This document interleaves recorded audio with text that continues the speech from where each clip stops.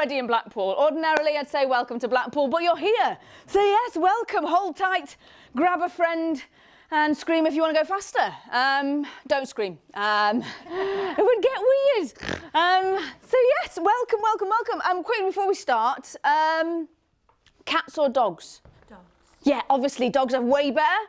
Do you have a dog? No. I've got a little dog, he's called Ronnie, Ronnie size, because he represents. It's just me and you, nobody else gets that. Analog or digital? I know, we're going straight in there now. Analog. Analog. I thought maybe analog, you know, sort of, yeah, the scarf says analog. I'd like to pretend like I'm analog. That was a good thing. I love analog. It's very cool, very chic. Analog, it's very good. But I like to pretend like I'm analog, but the reality is I've got Spotify and I'm incredibly lazy. So yes, but maybe we could you could teach me the way of analog. It might be amazing. Yeah, you're not going with that, are you? What part of the newspaper do you read first? Headline. Good answer, straight away, yeah. I like to pretend like I'm going for the culture section, but the reality is I'm actually just looking for my horoscopes, because I'm shallow, yeah. Oh, scared us. Trains or buses? Trains. Trains, obviously. Who would go buses? Weirdos. Obviously trains. Although, to be fair, Northern Rail, you're probably going to end up with a bus.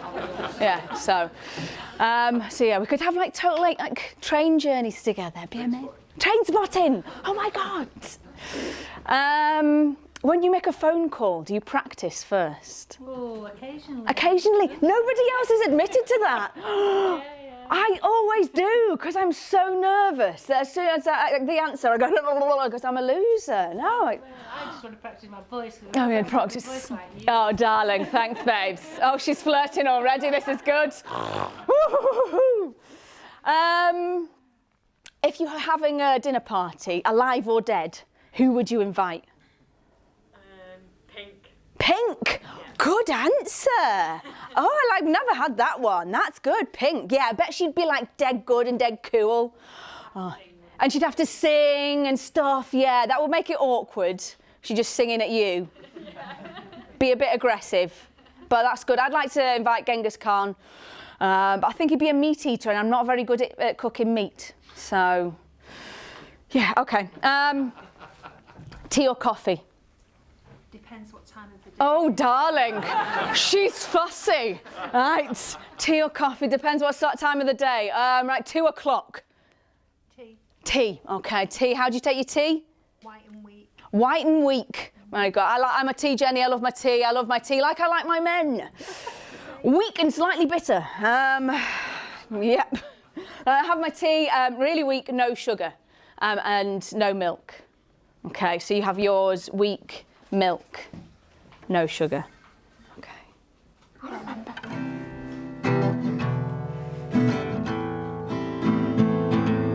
There's lots of riddles in cricket, but there's no riddles in me. I like strong coffee, but I drink weak tea. I'm great at baking cakes, but I burn my bacon. I hate bush journeys, but I love train stations. And if you tell me your dreams, I'll tell you a little about me when I try and take care of those dreams. If you try and take care of me, 'cause you know how many sugars I take in my tea, but you know nothing about me, but you know how I take my tea. So maybe you'll know how to take care of me. I like cracking my knuckles and popping bubble wrap. I like staying up late. I like dancing like a twat. I like second-hand books, 'cause I like the way they smell. I like shoplifting buttons, 'cause fuck it, I'm going to hell. And I don't know how to tell you, I don't know how to spell it out, that my life is much, much better now. You're about we're no Romeo, no Juliet. I don't want to drink poison for you, but I would happily spend my evenings listening to your stories and cooking your food, 'cause you know how many sugars I take in my tea, but you know nothing about me, but you know how I take my tea. So maybe you'll know how to take care of me. I like Sunday morning papers on a Monday afternoon, just looking at the pictures and reading the cartoons. I like doing things I'm not supposed to do, but I like them much better when I'm doing them with you.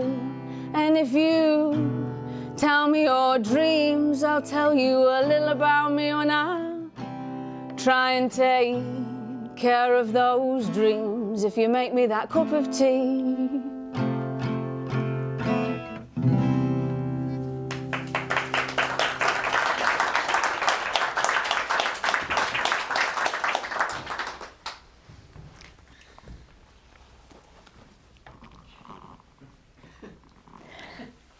Doing acting now. Jean felt the unmistakable tingle on her top lip that told her everything she needed to know about her coming weekend. That one, a cold sore was imminent and therefore going to ruin her weekend in Blackpool, and two, she was going to get no snogs that weekend either. She had planned to wow Blackpool with a new makeup effect. She'd read an article in the Jackie Annual by Lorraine Chase, followed by a tutorial on how to do the panda eye and the pale pink lip. And she'd planned to wow Blackpool with that panda eye and that pale pink lip. But judging by the usual timescale of her cold sores, she'd be mid-scab phase by Saturday afternoon, which would totally clash with the panda eye and the pale pink lip. So she'd have to deal with pan stick and Savlon, like the rest of the pasty-looking holidaymakers on Blackpool Promenade. Sometimes being 17 and Scottish in 1973 was properly shit. I love watching older couples, and that is a lot easier these days because I live on the Fylde coast. I love people watching, but old people are fascinating. And the cafes around, there's such a cafe culture where people go and get, a toasted tea cake of a morning and a cup of tea. And you can see the couples who are in love still. They're part of that team. And that's what I'd like for me and my wife, You're not getting in your early 80s and being like, God, I want a bonk. There's a reality to it. But when they're holding hands and still talking over the tea cake, that's a good sign. I started writing this show after my auntie died. Sorry to bring it down quite so early in the show, but she did, right? And it was a shock. We didn't know what to do. So it came out of the blue. But she'd obviously, to a certain degree, expected it, because in her will, she had stated, in the event of you finding my love letters between me and my late husband, don't read them. Just burn them.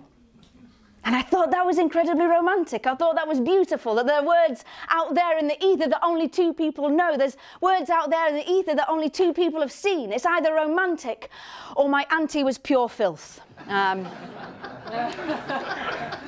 Judging by my auntie, it's probably the latter.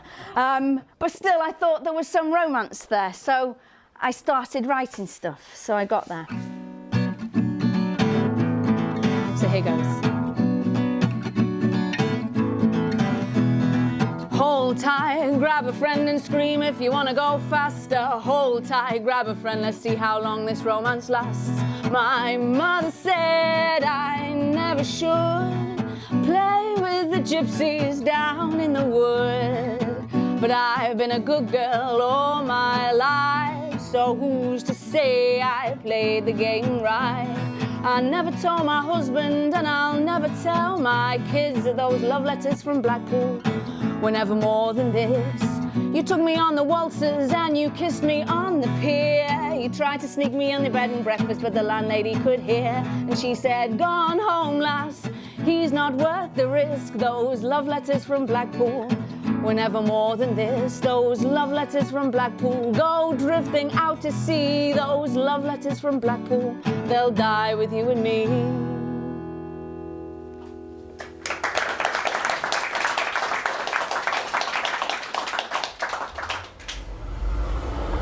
From what I can make out of my grandparents' generation, and they would have met just after the Second World War, you went to some dances and people showed mild interest, you maybe kissed them with your mouth closed twice, and on the second kiss, you were to be married, and that happened within 4 months, and within 6, you were pregnant. That's how it seems. From the year 2017, looking back, I mean, maybe I'm being naive, and there was a lot of canoodling going on, but things seem to happen quickly.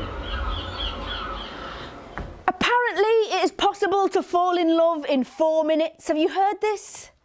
Yeah, clinically proven you can fall in love in 4 minutes by people in white coats. They've proved it. I heard it in a TED talk. So, actual facts, yeah.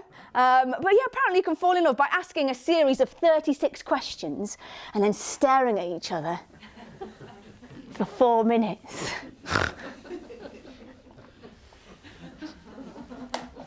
Bit weird, isn't it? Apparently you can fall in love. We've got another 40 minutes, right? So let's see how far we get. Who believes in love at first sight? Oh, there's a few of us. All right. The rest of you dead inside. Good. Okay.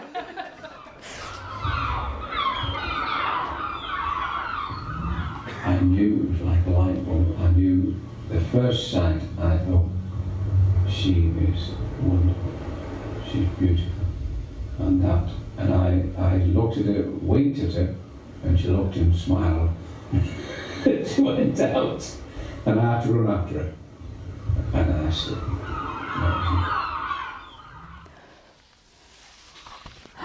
Who's got fact number 1? It's your time to shine, darling. So in 1879, 100,000 people came to Blackpool to look at 8 light bulbs. Well done. In 1879, 100,000 people travelled all the way to Blackpool to look at 8 light bulbs. Before Edison had patented the light bulb, Blackpool got 8 light bulbs. And 100,000 people, 8 light bulbs, travelled all the way to Blackpool for 8 light bulbs. Without in-car entertainment. With only the conversation amongst themselves of, oh, I wonder what this artificial sun's going to look like. 100,000 people travelled to Blackpool to look at 8 light bulbs. On dating apps, they ask you, how far are you willing to travel to meet the love of your life? Arguably one of the most important questions of our lives. And the majority of us will say, 20 miles? Bit of a trek, innit? You know, if I drive, I'll not be able to drink. You know, I want to find the one. As long as the one isn't outside the M55. I think it's fair to say we've become quite jaded.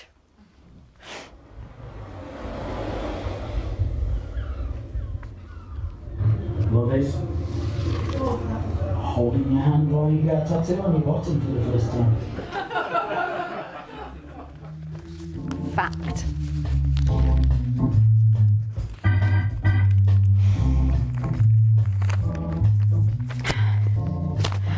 Sugar. I'm writing to you because I think it is a good way to let you know I shall definitely see you this weekend. That's providing you still love and care for me. Just a joke. You see, Margaret, if you don't come over here, I shall come to Blackpool Saturday night. There's a train from Moss Gate at 4:53 p.m. That means it'll be 6 p.m. approximately when I arrive at the North Station, not the Central. I want you, if you'll write to me as soon as you've read this letter and let me know what you're going to do. Oh, you're lovely. About myself, I've been feeling a little off colour these last few days, but I think seeing you this weekend will be the greatest of all medicines. You see, love, my workmates, most of all Big Jim, says it's love sickness. Oh, you're sweet. Give us a kiss. Margaret, if you've been feeling the same way as I have since I last saw you, you really must love me, because I'm getting the way that I can't live without you. The enclosed toffees are cute, aren't they? Keep them, don't eat them, because they're not so nice tasting. Anyhow, so long, sweetheart. See you soon. Your ever-loving fiancé, Ernie. Bless. Excuse the handwriting.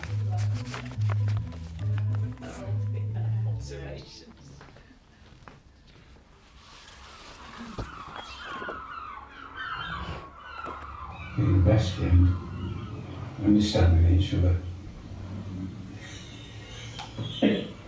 And I just been best friend.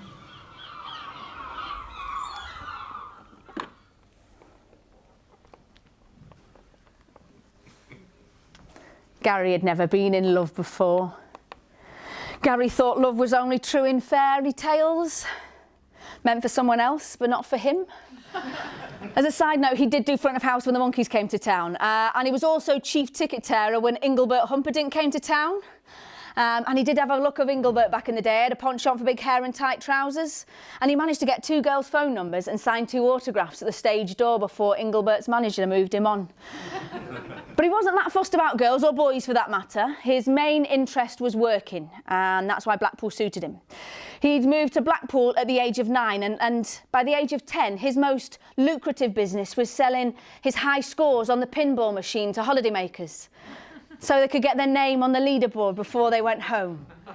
In his mind, his job was to make their holiday the best it could be, whilst making a tidy profit. In a lot of ways, Blackpool was the making of Gary. But when I grew up in Blackpool, I learned how to talk to people, how to communicate, how to be with people, and make sure that I was happy and everybody else was happy. And that was it. That's Blackpool. Where did you grow up?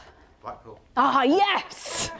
Right, I never get that answer. That's perfect. Anywhere more exotic? The Black Country. The Black Country, such a shame. Would you say that town had an effect on you? Oh yeah. Yeah, oh yeah. You know. I grew up in Blackpool, and for me, it had an effect. It made me miserable. But proud, happy but self-conscious, driven but on the ropes. But this town made me. It shaped me. In this town, I listened to voices that were right and that were wrong. I learned to sing other people's songs. I learned to sing along. But this town made me. It shaped me. It shaped the voice that I own, the opinions that I formed. It pushed me towards open doors. But this town made me. It shaped me. It moulded me, and it broke me. We aren't what we eat, but we are where we sleep, who we meet, and where we choose to place our feet. So this town made me.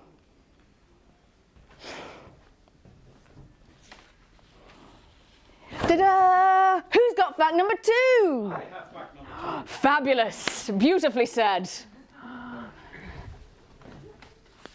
Lions and tigers and elephants. Oh my. Fabulous. Lions and tigers and elephants. Oh my, I love this fact. Right. Blackpool Circus is the longest running circus in the UK. It is a famous circus, but it was only in 1990 that we stopped using animals in the circus. I find that spectacular. I spoke to the man whose job it was to walk the elephants along the promenade in the morning before holidaymakers got up to do the sunbathing. That was his job, walking the elephants and the tigers on the beach to do their business, right? I think this is spectacular, right? You all live here, you all know this, but in my lifetime, there was animals, there was elephants walking on the beach. I think that's beautiful. I grew up in a bed and breakfast on the North Shore. It's the kind of bed and breakfast you had to ask for the plug for the bath. Because you don't have a bath every day. What do you think we are? Made of money, crack on, right? It's an amazing place. We did bed, breakfast and evening meals, but I remember we'd have the same people staying for the summer season, for the illuminations, for Christmas. They'd come all year round. There was Sissy, Ethel, Arthur and Ernie, and they'd come and they'd stay.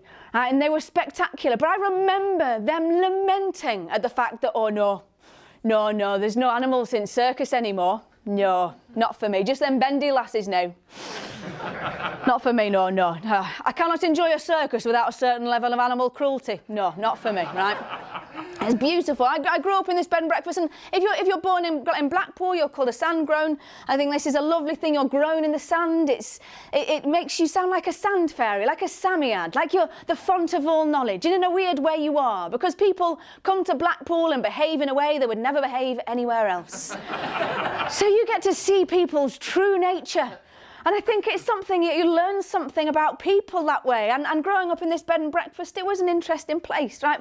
I think Blackpool is a town full of people pleasers. We're not all succeeding, but we're desperately trying. And my mum is one of those ladies. She ran the bed and breakfast I grew up in. And in our bed and breakfast, we do bed breakfast and evening meals. I was in charge of the squirty cream. Yes. Oh, yes. Tin of fruit, squirty cream. Had to get to the table quickly before the squirty cream collapsed. It was classy stuff, right? Once in our bed and breakfast, this is the kind of lady my mum is, and she's spectacular, but once in our bed and breakfast, we had a black lady staying. Oh my God. In Blackpool, in the 90s. What? My mum, bless her, she stood in the kitchen. She's about to serve dessert to this lady. She's about to serve Black Forest Gatto.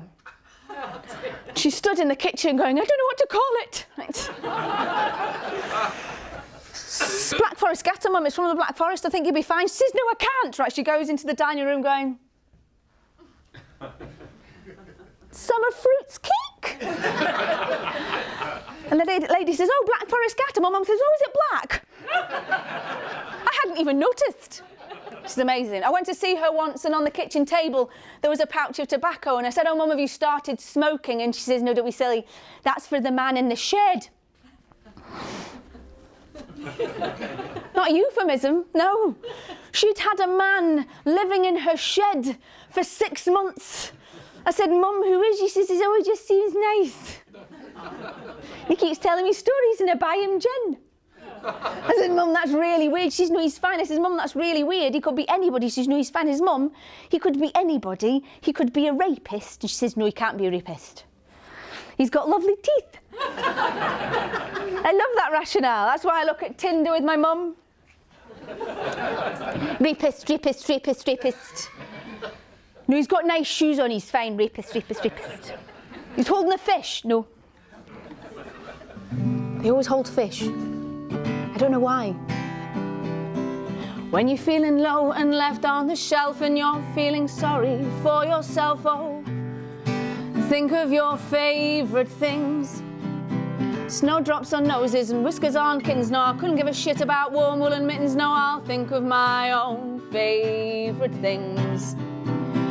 Brown paper packages tied up with string. Unless you're a drug dealer, that don't mean anything. No, I'll think of my own favourite things. Afternoon drinking with my friends in the park, successfully concealing a public transport fart. Yes, these are my favourite things. Watching models falling over on YouTube, finding out I can still fit in that 90s boob tube. These are my favourite things. Killing a bee and finding out it's a wasp, lying about how much that new dress costs. Yes, these are my favourite things. Smiling at my mum through the kitchen window, drying the dishes even though she said no. These are my favourite things. Cold toast in a warm bed and breakfast, a quick game of solitaire, and then Tetris. Oh, these are my favourite things. So when you're feeling low and left on the shelf, Julie Andrews, you can go fuck yourself. I'll think of my own favourite things.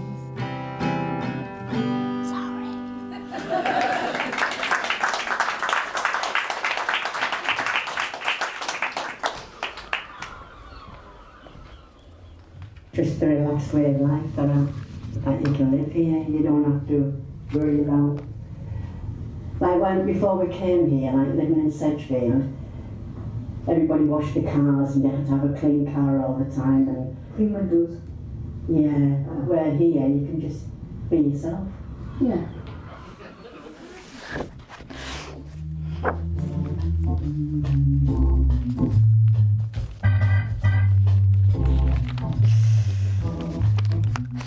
July 1954. Dear Margaret, just a line to let you know I haven't forgotten you. If there's any aim in life I have, it's to hold you in my arms. You don't know how much I miss you. Margaret, I'll be in Blackpool Saturday night. If you want to see me, I'll be in the tower. If you want to avoid seeing me, I'll still be in the tower. But if you want to meet me, write back straight away and fix a time and place and I'll be there spot on. If you're waiting for an apology for something I may have done in the past, I give them humbly. Please forgive me. With all my love, Ernie. P.S. Margaret, don't forget, I still love you more than ever. Who's had a night out in Blackpool? Yes. Yes. It's a spectacular place. For people that have not had a night out in Blackpool, I like to describe a night out in Blackpool an awful lot like an Enid Blyton novel. If only the famous five had found fingering. And poppers. Instead of ginger beer and mild racism. I love it. I love Blackpool. I think it's a spectacular place, but I like to describe it to people that have never been here. I like to describe Blackpool like the popular girl at school. Right? Who remembers their popular girl at school? Do you remember your popular girl? Was it you? Wait, what was her name? I can't remember. Oh, our popular girl was spectacular. Our popular girl from school was called Kim Dooley. She was spectacular, right? Still to this day, she's the only... I should probably change her name, but I can't. It sounds too good a name. That is too good a name, isn't it? That sounds like the bully in school. It's a good name, right? But yeah, she was brilliant. Still to this day, she's the only girl I've ever seen pull off this move, right? She could walk to a door, right? She could strike a pose. She'd zhuzh her hair. She'd wait for a reaction. And then continue, right? She was amazing. She was the first girl to wear a Wonder Bra, right? When the rest of us were in Ethel Austin's vests. She didn't do well in tests, but she didn't give a shit because she had tits and a belly button ring, right? She was the girl that everyone wanted at their parties, that even the teachers fancied, right? And I sat next to her in double history twice a week. And she told me I had nice eyeliner on once. That was the day that she told Mr. Wrigley he was a nonce. But to be fair, he was. And she did say soz. And, you know, it was acceptable back then. But she told me I had nice eyeliner on. And with that, I felt shone on by coolness. She was the girl at the back of the class, the girl with the great ass and the flagrant disregard for authority, that gentle superiority. Even the teachers could see it. She knew how to make an entrance. The suspense you hold over us when you ordain to notice us, but do you know this? Is this planned or genetic? Did you just peak too soon? Do you know the power you hold over the room when you flick your hair and we just stop and stare and then it's gone? That glimmer of possibility, of plans undone. When the sea and the sun have rolled away and the holiday's over, your time has gone. And the sun that once shone on you has found a new target. And though it's hard to see, it's the way it's always been. She was once your dream woman, but now you prefer the skinny girl with a degree in finance who drinks espresso and goes on city breaks. And you've forgotten about the busty blonde on the Fylde coast. But she's still there. And though the embers of her beauty fade, we still remember. She told me I had nice eyeliner on once, and I still remember. It's a meeting of minds. Yeah, it's not sex thing, it's if you're on the same page mentally. Who remembers their first love? Oh, God, the rest of us ever been in love? No? We're still waiting. Good. So am I. No, my first love was amazing. He was spectacular. He was shorter than I was. He was fatter than I was. He had more acne than me. But he did have a Nokia phone. I know, on contract. So he was a catch. Was it Tuesday morning or was it Thursday afternoon when I looked forward to seeing you? 'Cause we sat next to each other twice a week. In double biology, we sat next to each other twice a week. But you never noticed me. You were the coolest guy in school. You had a mullet and a fake tattoo. I'd fancied you since primary school. Oh, Neil Buchanan's got nothing on you. And then I caught your eye and I thought, wow. 'Cause I caught your eye over the picture of a uterus. I caught your eye and I thought, wow. Well, in English class I sat next to Kimberly. She passed me a note saying you fancied me and that I'd caught your eye and I thought, wow. Well, we went on a date to Mackie D's and afterwards you tried to do more than just kiss me and I caught your eye and I thought, wow. Well, then in school, the very next day I told all my mates we went all the way. Oh, I wonder what you're doing now. 'Cause we didn't talk again after after that I told all my mates that you were a twat. Oh, I wonder what you're doing now. 'Cause in year 5 you had a plan to be like your hero, Fireman Sam. Oh, I wonder what you're doing now. Well, you live down the street from where you grew up. You're well famous, but only in Ladbrokes. That's what you're doing now. Well, you're deputy manager at JD Sports. Well, there's nothing wrong with that, of course. That's what you're doing now. Well, you've got 3 kids and an ex-wife. You see them at the weekend, but hey, that's just life. That's what you're doing now. You caught my eye and I thought, wow. That's what you're doing now.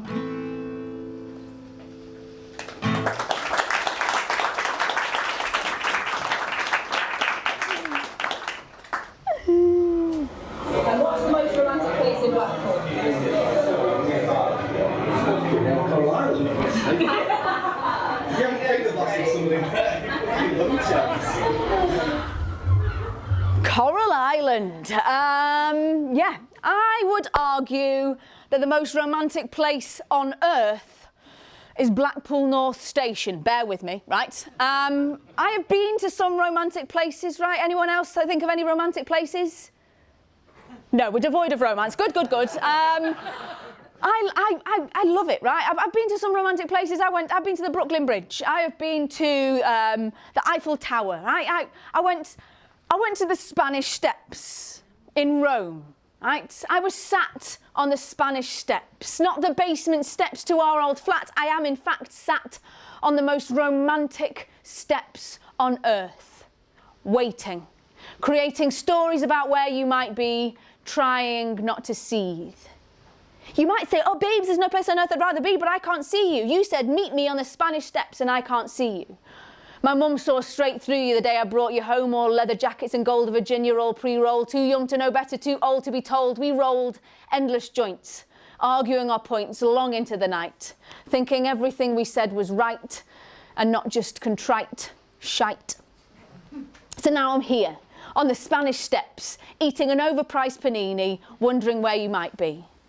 It's August 2004 and the Olympics are on. Oh, babes, I'm stuck in Athens. Oh, I guess that's what happens when you make plans with a fuckwit of a man.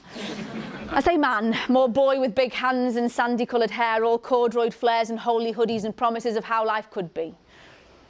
So, you stood me up in Rome. I travelled here alone with my carry-on luggage and my BT Cellnet mobile phone. I should have known, although my mum had warned me plenty of times, I could not be told.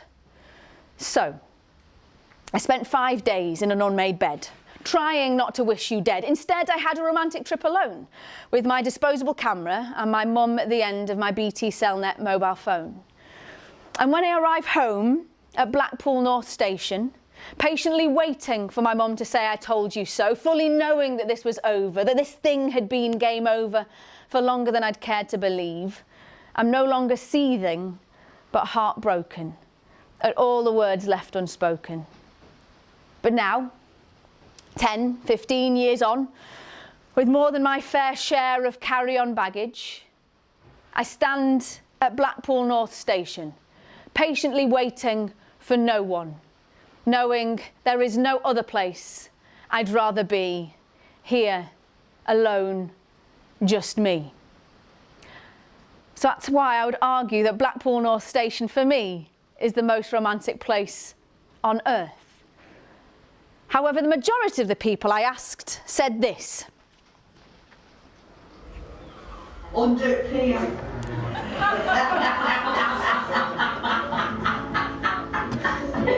Under PM, under non-PM. But she's not in. Got to stipulate that. You told me that you love me, and then you told me why. You asked me how I'm feeling, and all I said was I don't know. And you said, you become my whole world. I said, what do you mean by that? You said, you're my everything. I said, does that mean that I'm fat? You said, I want you to have my babies. I said, can't we just buy a cat? You said, I want to make your dreams come true, but I don't think you can do that. But we became reluctant lovers, 'cause we were too afraid to be alone under the covers.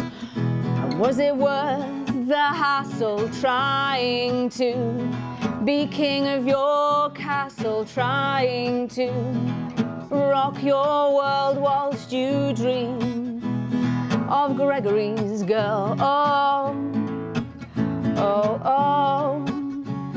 Well, we got married in the September. Why we did this, I just can't remember. We moved into a new build. I'm not a fan of these, but you said we'd save on our utilities. We looked so happy on our wedding day, but we were both pissed. What more can I say now? We can't stand each other. When we make love, I think of your brother.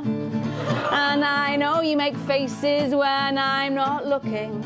And I know you prefer your mother's cooking, and the ringtone when I phone you's 50 ways to leave your lover. And I'm pretty sure at my last birthday you were flirting with my brother. And is it worth the hassle trying to be king of your castle, trying to rock your world whilst you dream of Gregory's girl? Oh, oh, oh. Well, now you become my whole world, and I'm not happy with that. You're my everything, and now I'm pretty sure I'm fat, and I don't like babies, and I'm allergic to cats, and none of my dreams came true, and I blame you for that, oh, 'cause we remained reluctant lovers, 'cause we were too afraid to be alone under the covers. Was it worth the hassle trying to be king of your castle, trying to rock your world, 'cause I'll never be your Gregory's girl? Oh.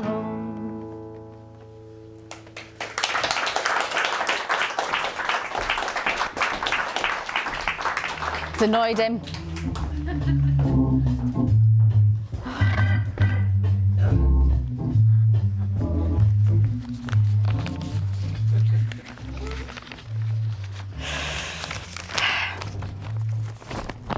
Dearest, I'm rather upset not hearing from you after you promised to answer my mail.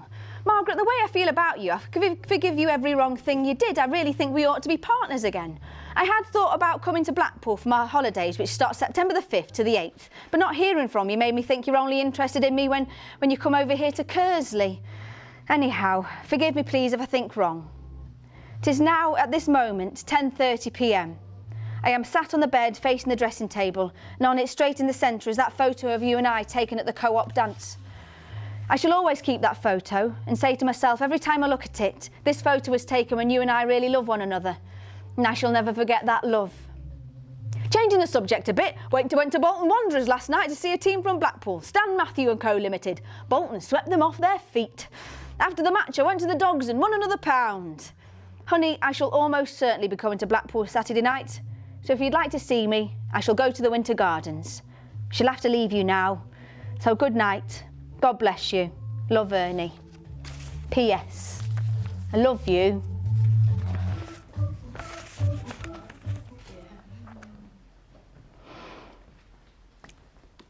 Acting again. Jean came from a small mining village that had a hairdresser's, a cooperative shop, a post office and a working men's club that she wasn't allowed in. She did go in there once with her first boyfriend, Terence, but her dad found out and forbid her from ever going again. But she wasn't that fussed, to be honest, because she didn't much like the taste of bitter, and she found the conversation was that dull. She found herself flirting with the brownie leader just to see if the rumours were true. So it's fair to say, when she first arrived in Blackpool, she was quite shocked. Her mum had warned her, just you stay away from those gypsies and those barra boys.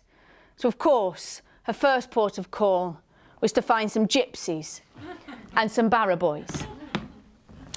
Gary was a barra boy, market trader, sold real rolled, Rampton stamped, genuine, Rampton stamped, gold-plated jewellery to unsuspecting holidaymakers on Blackpool Promenade.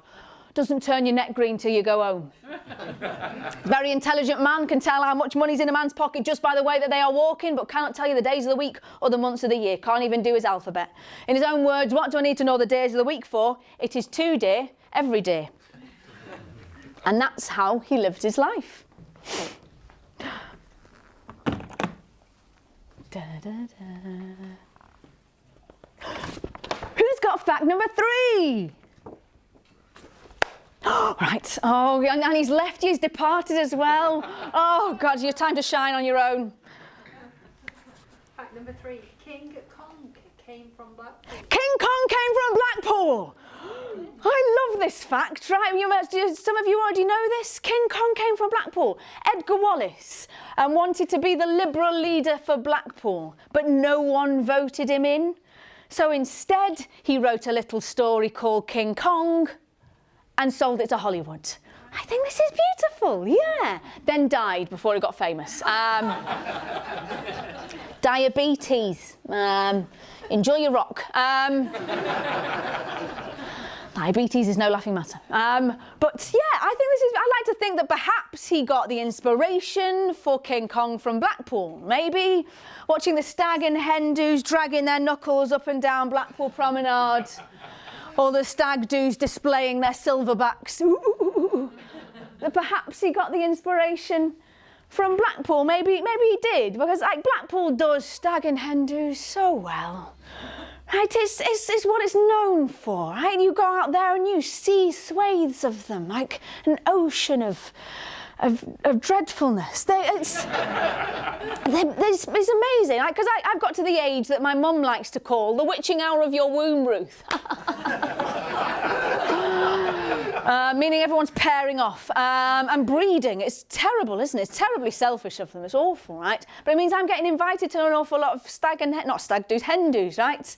And I get invited to hen doos, right? But I've managed to avoid them, because the last one I got invited to, my friend said, right, we're going to start off with a little meal out, and then we're going to go pony trekking, and then we'll have some drinks, and then we're going to learn how to pole dance, which to me sounded like foreplay.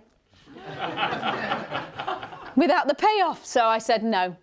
But I think Blackpool is the place that does stag and hen doos the best.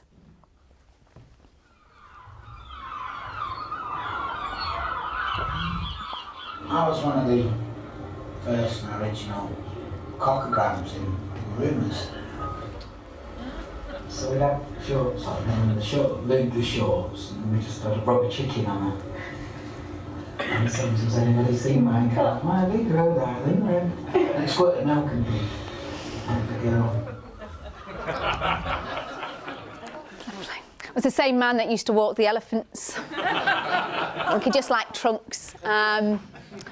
But yeah, after the hen do and the stag do comes the wedding, and they're getting more and more outlandish. They're getting bigger and bigger, and I don't know, maybe we're losing something the bigger they're getting. The more money that gets spent on them, maybe we're losing some of the romance. Because I went to a wedding recently in Mallorca. My friends decided to get married in Mallorca, right? Anyone been to a wedding abroad? Yes, because when I says I love you to your friends and family, like huge amounts of credit card debt. Thanks, guys. It's great. I took my mum as my +1. Because what says winner, like semi-incestuous wedding disco dancing. It was great times, it was lovely. It was a beautiful thing, it was beautiful.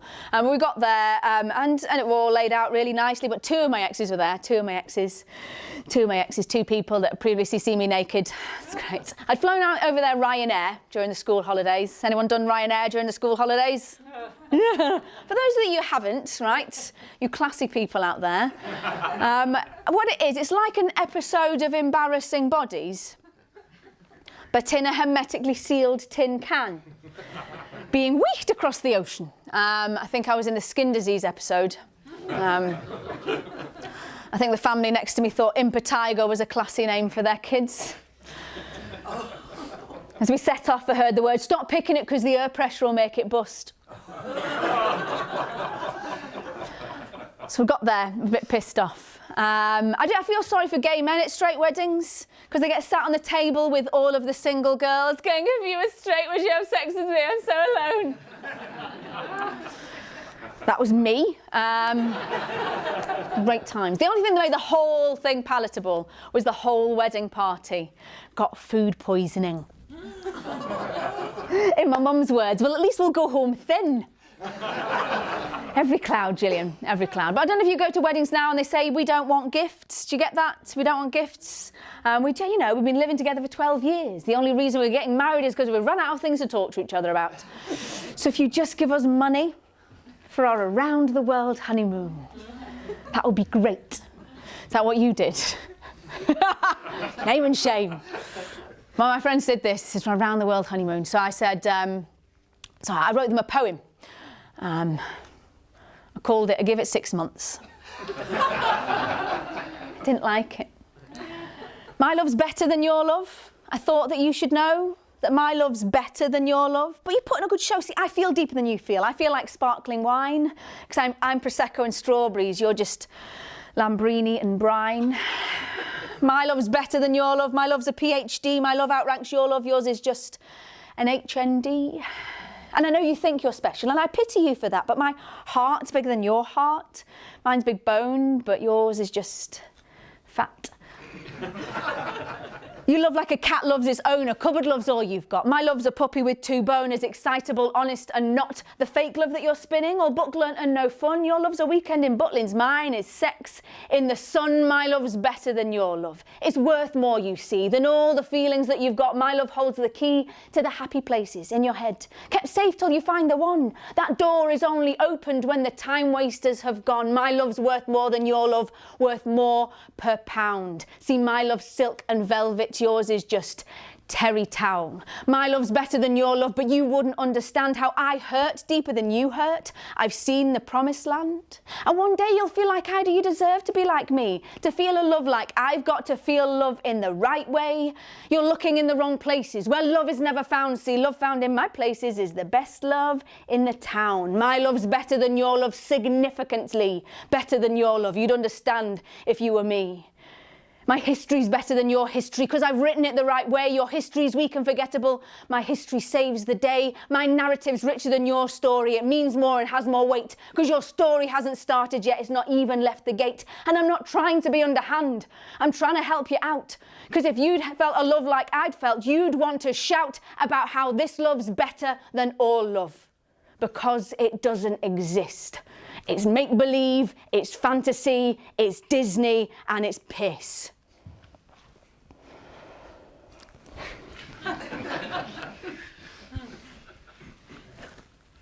They didn't like it. Such a shame. We don't talk much now. Yeah. What's love got to do with it? Love is inside. When you go upstairs, are you going upstairs, love? Yeah, take that with you while you're there. And while you're there, bring that down with you, won't you? Oh yeah, and if you get to such thing on your way home, after driving 7 hours, good chicken on your way home. I fancy a few chips, that's what love is.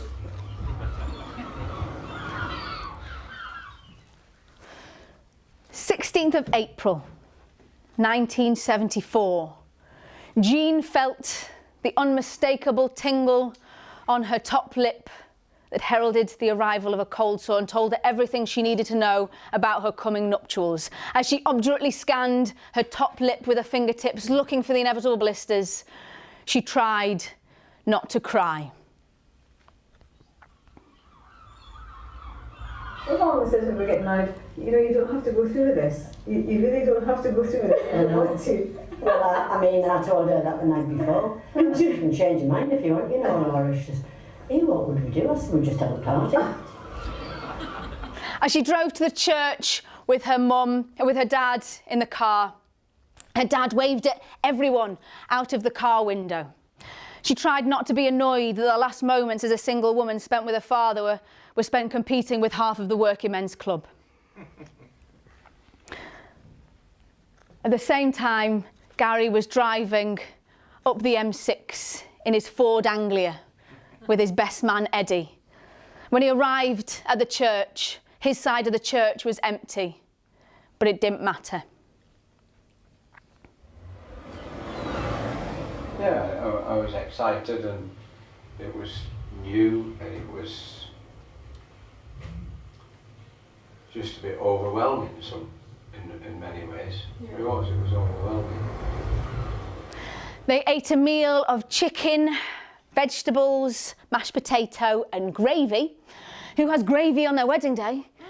Jean promptly spills the gravy down her wedding dress. They have their first dance as husband and wife before getting back into the Ford Anglia and driving down the M6 to Blackpool, to a caravan where they are to spend the next 9 months of their lives. When they arrive, Gary promptly falls asleep and Jean stays awake, eating digestive biscuits, feeling incredibly homesick, trying not to cry.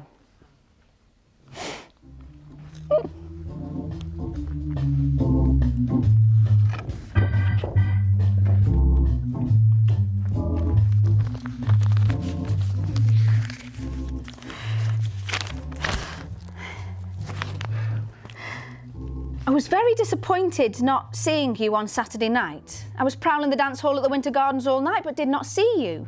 Margaret, I only come to Blackpool to see you simply because I love you, and when I say that, I really mean it. And you can't escape the fact that you used to love me once. Whether you love me now or not, I just can't figure out. But you could prove to me that you do by either writing to say so, or better still, coming here to look for me now and again. Margaret, you say there's nothing going on over here, don't you? Well, there will be this weekend, because it's Farnworth Wakes. How about it? We could have all the fun of the fair and I'll pay. If you don't want to come over here, well, I'll come to Blackpool again, so please answer this letter at all costs. Anyhow, love, I'll sign off now saying good luck, good health, God bless you, always thinking of you. Yours, Ernie. P.S. Please, please answer my letters.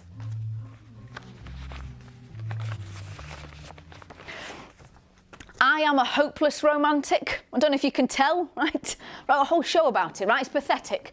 I am so romantic. Anybody else romantic? Yeah. Yes, yes. It's good, right? It's a lovely thing, but it's really difficult, isn't it? When you're walking around Blackpool desperately looking for the romance. It's hard, isn't it?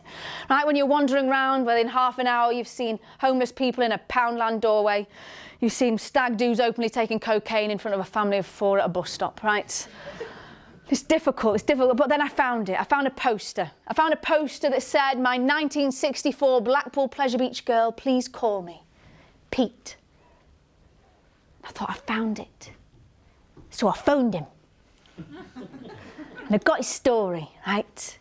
And he told me about 5 of the most perfect dates he had back in 1964. He told me about this girl in those 5 dates, this girl that he knew he was going to love for the rest of his life. He knew in those 5 dates he would have happily nursed her through Alzheimer's, which I thought was an odd thing to say, but I went with it, right?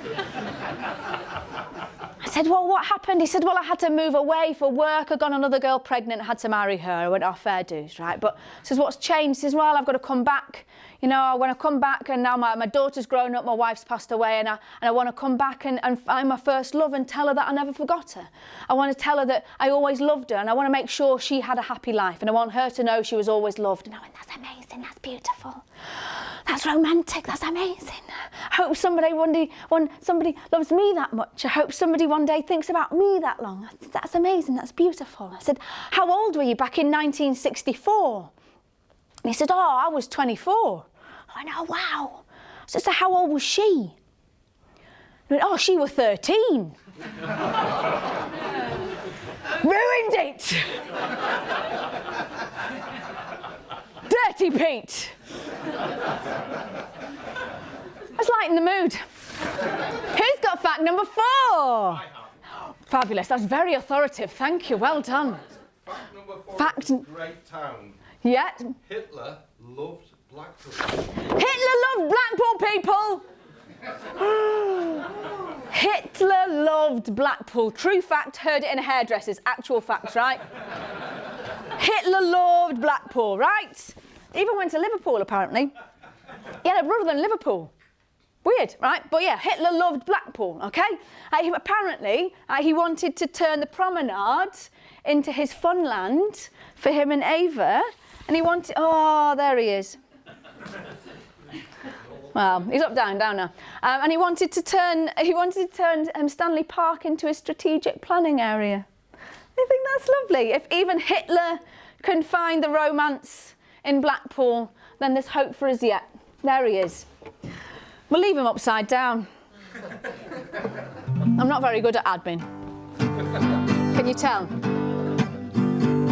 Romance is dead and I'm sick of trying. Dates at art galleries just leave me tired. I don't need grand gestures and my name in stars. If you're trying all that, what you're trying too hard. I want a pint of lager and some Walker's crisps, but get me decent lager because I'm not drinking piss. Tell me all your secrets, tell me all your lies. Show me your scars and your sensitive side, cause romance is dead. Oh, I have to find something else to do instead. Oh, violets are blue and roses are red, but romance is dead. You're on your second date, you're on your best behaviour, you're on form and you're feeling great, yeah. You go to the toilet, check your foreskin for fluff and hope that the cash you brought out will be enough. Is Tinder the story you want to tell your grandkids? Well, I just saw his screen and I couldn't resist. Once upon a time it was love at first sight, but from now on it'll be love at first swipe, cause romance is dead. Oh, I have to find something else to do instead.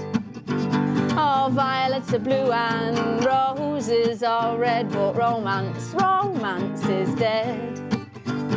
If you're gonna propose, don't need a male voice choir, just chips in a wink and I'll be alright. Don't need flowers or a choreographed dance, no, that's not my idea of romance. Spending a month's wages on an engagement ring, or life's just plain stupid because we need a new sink. I love a good party, but do I have to wear white because I'm bound to spill something by the end of the night? Oh, romance is dead. Oh, I have to find something else to do instead. Oh, violets are blue and roses are red, but romance is dead. All I need to know is what you're saying is true when you're saying those little words, I love you, cause you're not bad to look at and you'll do for me, cause you make a mean breakfast and a great cup of tea. Oh, romance is dead. Oh, I have to find something else to do instead. Oh, romance might be dead. Oh, I'm sure we'll find something else to do in bed.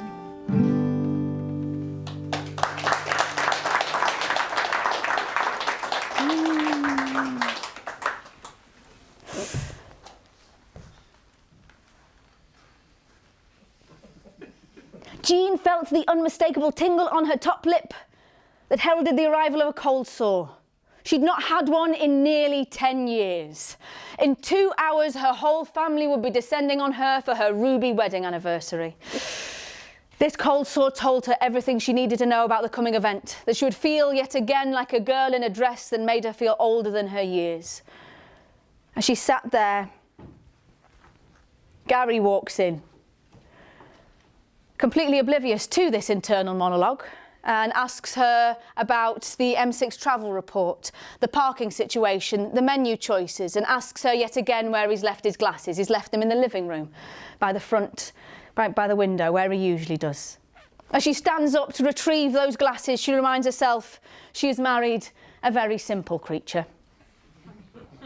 I walk in and I go, Mum, who's doing the driving tonight? My dad says, don't worry, love, I'll do the driving, because I know how your mum will want a drink. And in that moment, she realised he might be a simple creature, but he did love her. Now, these are my parents. They're not called Gary and Jean. They're called Dennis and Gillian. I couldn't use their real names because it made me feel queasy, but without Blackpool, they'd have never met. Without Blackpool, they wouldn't be the people they are. Without Blackpool, they wouldn't be the team that they've created. So without Blackpool, I wouldn't be here. So in a roundabout fashion, Blackpool did make me.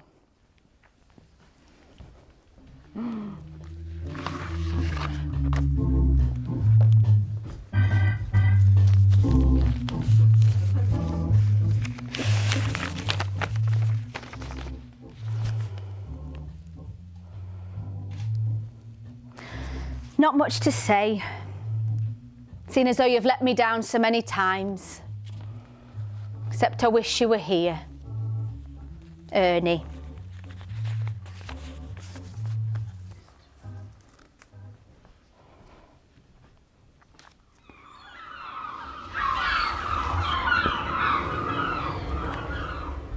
Love is being cared for and loving your family and enjoying yourself. Enjoy what you're doing. Now, I've travelled all over Blackpool making this show, and it's been a real privilege to talk to people and gather stories that ordinarily would never have been told, that I would never have heard, and it's been a privilege and beautiful, and I've loved every minute of it. But 6 weeks after my first auntie died, another auntie died. It was a pretty shitty couple of months, as you could possibly imagine, right? And as I sat there in the crematorium listening to the same vicar spout the same words, I don't know if you've ever been to a funeral where you don't recognise the person that they're talking about, and I'm sat there listening to how her life began in earnest when she became a wife and a mother. And I thought she was far more than that. She was a whole universe of stories, like all of us are. And in the end, we all topple off the edge of this earth on our own. And if we're lucky, we'll love a few people along the way. And if we're really lucky, they'll love us back and talk about us when we're not here. Now, I've gone to lots of different places, and it has, like I say, it's been a privilege. But I was reminded of a story in our bed and breakfast. We serve bed, breakfast and evening meals. We had the same people staying every year. We had Ernie, we had Ethel, we had Sissy, we had Arthur. And they'd sit in the bay window and they'd look out onto the illuminations and wait for the illuminations to get switched on every year, and they'd have their cup of tea and their toasted tea cake and sit and wait for it to happen. And one year, Ernie passed away. Sissy stood up, came to my mum and said, "Ernie's just passed away, love, but the illuminations haven't been switched on yet. So can you just wait to call the ambulance so we can watch the illuminations get switched on together one last time?" So hopefully along the way you might find someone that's willing to sit next to you and watch the illuminations with you one last time, even if you're dead. Now, I've gone all over into lots of different pubs, and it has been beautiful. And I went into one pub, and it was the kind of pub, you know, the kind of pub that they show on television programmes that are designed to make us hate poor people. You know, the kind of one I was drinking on a Wednesday morning, and it's not frowned upon, it's fine, right? And you might be sat there going, this is all well and good, Ruth, but I'm better than a wet Wednesday in a working men's club in Blackpool. But we're not, right? It's all relative, because, you know, we might be sat there going, you know, I've drunk boxed wine, but only ironically, so I'm better than that. But so many people still come to Blackpool, and they still love Blackpool, and they can think of no better place to be and no better place to celebrate or come on holiday or retire to. And I went and I spoke to this man called Eddie, and he was celebrating 50 years of marriage. He was sat there in a pub on a Wednesday morning. His wife was the end of the bar, pissed. She was spectacular, right? And he could think of no better place than Blackpool than to celebrate 50 years of marriage. And I said, go on then, Eddie. You've been married for 50 years. What's the secret of finding love? And he said, simply luck. And I'm a very lucky guy. I said, that's amazing. But what's the secret of lasting love? He says it's in the simple things, you know, just missing them when they're not there. And even if they've just gone for the shopping, making sure there's a cup of tea waiting for them when they walk through the door. How do I take my tea? Oh, but yours is white and weak. What was mine? No sugar. Bitter. Right, maybe we're meant for each other. But then Eddie walked to the end of the bar. He picked up a microphone, and then he sang this to his wife of 50 years.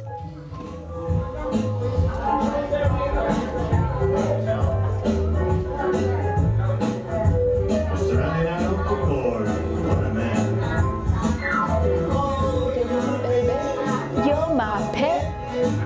Fell in love on the night that we met. He touched my hand, my heart went pop. Ooh, when we kissed, I could not stop. He walked out my dreams and into my arms. Now you're my angel divine. You're 16, you're beautiful, and you're mine. You're 16, you're beautiful, and you're mine. You're useless, but thanks for trying. Thank you very much for coming to the show. Thank you for being here, and thank you for still loving Blackpool. Yeah, you've been absolutely lovely. Till next time. See you soon. Thank you. Bye.